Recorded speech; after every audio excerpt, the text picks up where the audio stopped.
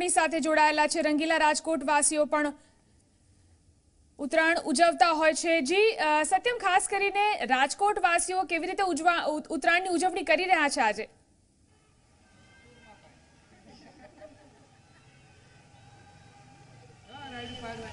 ચોક્કસથી જીલન, રાજકોટને આમ પણ રંગીલું શહેર માનવામાં આવે છે ને આ રંગીલું શહેર દરેક તહેવાર હોય, ઉત્તરાયણ હોય કે પછી કોઈ પણ તહેવાર, દરેક તહેવારને અનોખી રીતે ઉજવતા હોય છે અને જેને લઈને જ રાજકોટ શહેરનું નામ છે તે દેશભરમાં પ્રખ્યાત છે। અને અત્યારે અમે આજે ઉત્તરાયણનો પર્વ ચાલી રહ્યો છે, દરેક લોકો રાજકોટવાસીઓ, સૌરાષ્ટ્રવાસીઓ આ પર્વની ધામધૂમપૂર્વક ઉજવણી કરી રહ્યા છે। ત્યારે આપ જુઓ કે અત્યારે હેમંતભાઈ ચૌહાણ જે સંગીતકાર છે કે તે પણ તેમના પરિવાર સાથે આજે ઉત્તરાયણનો પર્વ છે કે તેની ઉજવણી કરી રહ્યા છે। હેમંતભાઈ પોતાના પૂરા પરિવાર સાથે અત્યારે ધાબે ચડીને પતંગ ઉડાવીને આ પર્વ ઉજવી રહ્યા છે। આપણી સાથે હેમંતભાઈ જોડાય છે। હેમંતભાઈ, આ ઉત્તરાયણના પર્વની ઉજવણી કરી રહ્યા છો પરિવાર સાથે, શું કહેશો? અરે બહુ આનંદ આવે છે, પરિવાર સાથે આવો મોકો બહુ ઓછો રહેવા મળે છે, રોજ પ્રોગ્રામમાં હોઈએ। અને આ પર્વ માટે મારે બે શબ્દો કહેવા છે કે ઉત્તરાયણના પર્વને નિમિત્તે આપણે દાન, પુણ્ય, ધર્મ બધું કરીએ છીએ, પણ એની એક મગજમાં વિચાર થોડોક હોવો જોઈએ યોગ્યતાનો। અત્યારે ગાયોને એકી સાથે બધા લીલું નાખવા માંડે છે, 50% તો બગાડ થાય છે। એની કરતાં આપણે જોઈ લેવાનું કે ભાઈ આજે ગાયોને લીલું નાખવા જઈએ છે અને બગાડ થયો છે તો એ માનો કે 500 રૂપિયાનું લીલું નાખવું છે, કોખારી ગૌશાળામાં નાખો, અરે કૂતરાના રોટલા નાખો, મીંદડીને વસાલ્યું ભરીને દૂધ પાઈ દો, બધું પૂર્ણ છે।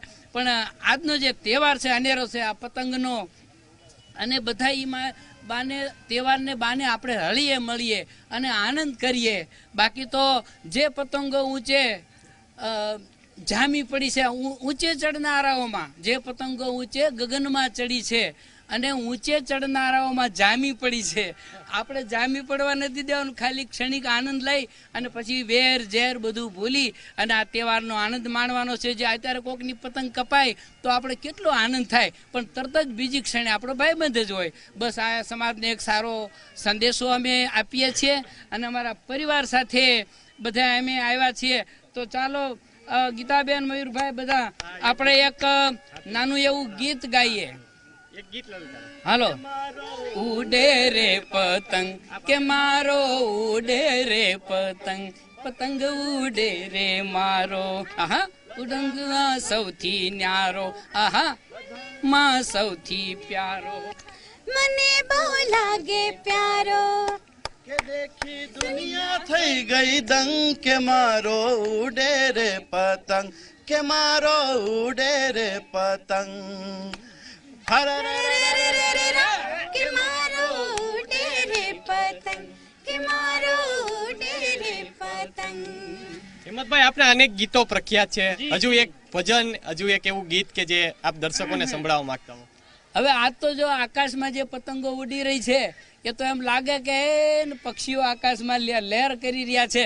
તો હાલો બધા પંખીડા વાળું ગીત ગાઈએ। પંખીડા રે ઉડીને જાજો પાવાગઢ રે, પંખીડા રે ઉડીને જાજો પાવાગઢ રે, મહાકાળીને જઈને કેજો ગરબે રમે રે, મારી કાલકા માને જઈને કેજો ગરબે રમે રે। પંખીડા ઓહો પંખીડા, પંખીડા હો પંખીડા। તો ચોક્કસથી આપ જુઓ કે અત્યારે હેમંતભાઈનો આ જે પરિવાર છે કે અત્યારે તમામ એમના જે પરિવારના જે સભ્યો છે કે અત્યારે ધાબે ચડ્યા છે અને એક જે ઉત્સાહ અને જે ઉમંગ તેમના ચહેરા પર, તેમના પરિવારના ખુશી પર જોવા મળી રહી છે। આ ઉત્તરાયણનો એ દિવસ છે કે આજે તમામ તેમના પરિવારજનો એકઠા થયા છે અને આ પર્વની અનોખી રીતે, સારી રીતે અને હર્ષો ઉલ્લાસથી ઉજવણી કરી રહ્યા છે। જી જીલન, જી બિલકુલ સત્યમ, જોડાયેલા રહેશો, આગળ પણ રાજકોટની ઉજવણી વિશે વાત કરતા રહીશું। વડોદરાથી આપણી સાથે તુષાર પણ જોડાયા છે। જે તુષાર, વડોદરા વાસીઓ હંમેશા કંઈક અલગ કરતા